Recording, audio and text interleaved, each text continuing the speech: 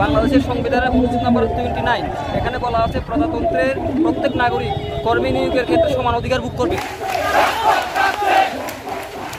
বৈষম্যমূলক কোঠা প্রথা বাতিল ও 2018 সালের পরিপত্রপূর্ণ বহালের দাবিতে চতুর্থ দিন চট্টগ্রাম বিশ্ববিদ্যালয়ের 1 নম্বর গেট এলাকায় চট্টগ্রাম খাগড়াছড়ি মহাসড়কে অবরোধ ও সমাবেশ করে সাধারণ শিক্ষার্থীরা। এই সময় সড়কের দুপাশে তীব্র যানজটের সৃষ্টি হয়। 4 জুলাই বৃহস্পতিবার 11টায় চট্টগ্রাম বিশ্ববিদ্যালয় শহীদ মিনারে অবস্থান কর্মসূচি পালন করে 0 পয়েন্ট হয়ে মিছিল নিয়ে 1 নম্বর গেট সংলগ্ন চট্টগ্রাম খাগড়াছড়ি মহাসড়ক অবরোধ করে শিক্ষার্থীরা। আমার সোনার বাংলায় বৈষম্য ঠাঁই নাই, রক্তে আগুন লেগেছে, ছাত্র সমাজ জেগেছে, সারা বাংলায় খবর দে, কোঠা প্রথার কবর দে, মেধা না কোঠা মেধা, মেধা, মেধাবীদের কান্না আর না আর না সহ বিভিন্ন স্লোগানে মুখরিত হয় রাজপথ। আমাদেরকে মেধার বিনিময়ে মূল্যায়ন করতে হবে এবং আমি জানি আমরা জানি 2018 সালে ছাত্ররা আন্দোলন করে সফল হয়েছে।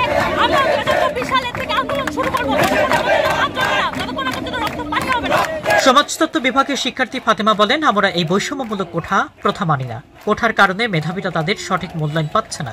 কোনো মেধাবী শিক্ষার্থী পরীক্ষায় 80 পেয়েও চাকরি পাবে না, আর কোঠাধারীরা সহজেই চাকরি পাবে, এটা মানা যায় না। শিক্ষার্থীরা মূলত 4 দফা দাবিতে আন্দোলনে নামে। তাদের দাবিগুলো হলো 2018 সালে ঘোষিত সরকারি চাকুরিতে কোঠা পদ্ধতি বাতিল ও মেধাভিত্তিক নিয়োগের পরিপত্র বহাল রাখতে হবে। 18 এর পরিপত্র বহাল সাপেক্ষে কমিশন গঠন করে দ্রুত সময়ের মধ্যে সরকারি চাকুরিতে সকল গ্রেডে অযৌক্তিক ও বৈষম্যমূলক কোটা বাদ দিতে হবে এবং সংবিধান অনুযায়ী কেবল অনগ্রসর ও সুবিধাবঞ্চিত জনগোষ্ঠীর কথা বিবেচনা করা যেতে পারে। সরকারি চাকরি নিয়োগ পরীক্ষায় কোটা সুবিধা একাধিকবার ব্যবহার করা যাবে না এবং কোটায় যোগ্য প্রার্থী না পাওয়া গেলে শূন্য পদগুলোতে মেধা অনুযায়ী নিয়োগ দিতে হবে। এবং সর্বশেষ 4 নম্বর, দুর্নীতিমুক্ত নিরপেক্ষ ও মেধাভিত্তিক আমলাতন্ত্র নিশ্চিত করতে কার্যকর ব্যবস্থা নিতে হবে সরকারকে। এদিকে শনিবার থেকে সারা দেশেই সকল বিশ্ববিদ্যালয়ের শিক্ষার্থীরা সকল প্রকার ক্লাস ও পরীক্ষা বর্জনের ঘোষণা দিয়েছেন।